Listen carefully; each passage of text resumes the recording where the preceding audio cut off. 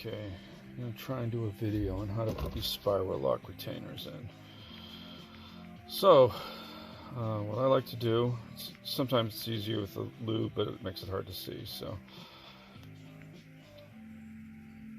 what I like to do is get my finger in here.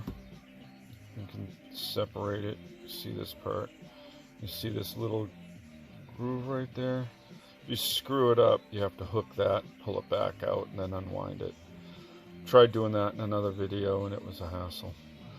So what I like to do is get it started, get it down in there, take some small needle nose pliers. What I do is I started it somewhere up around 10 o'clock, reach around to 3 or 2 o'clock, grab that bottom ring, push it down in of that, kind of see that it's down in there a little bit, and just walk it in with the tips of the screwdriver or the pliers. So walk it right around. I think I'm in the camera still. Boom, in. That's simple. Okay, so now if I can, I'm going to try and get that out. This is where this is just tricky. It's a pain in the ass. If you put the rod in backwards so that your beveled end isn't out towards the outside of your crankshaft, the journal, and then you're going to have to pull it back out. So pay attention when you put them together so you don't have to go through this. So you're going to see what a pain in the ass it is if I can find. Okay. When you see this, I've already bent the hell out of the end. Need to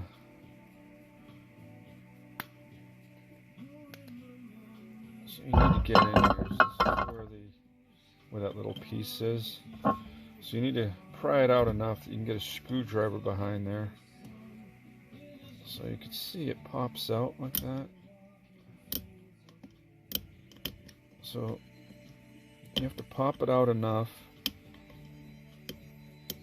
See that? So if you pop it out enough, you can get behind it.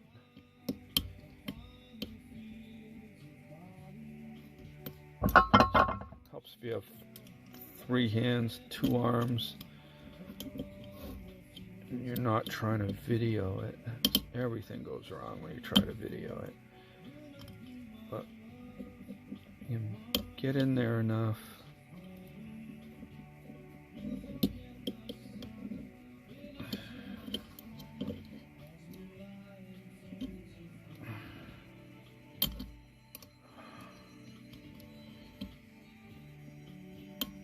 Okay, see how it came up? I don't know if you can see that. Screwdriver so it stays up.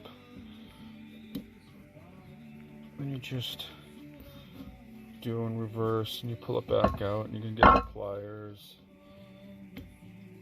And it'll pull out easier than it goes in. Okay? Hopefully you never have to do this because it sucks.